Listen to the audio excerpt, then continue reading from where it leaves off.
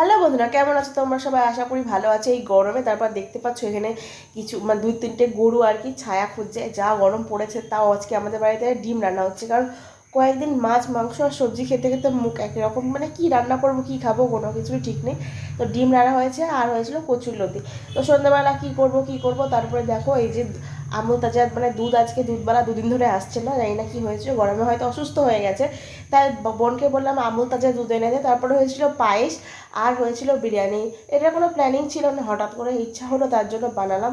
তো দেখো সমস্ত কিছু রেডি, আর ভাইকে অল্প একটু দিয়ে আসলাম। আর কিশমিশগুলোর চেহারা দেখো, একদম ছোটো ছোটো, মানে বিশ্ব রেকর্ড মানে ভেঙে দেবে আর কি, এরকম অবস্থা।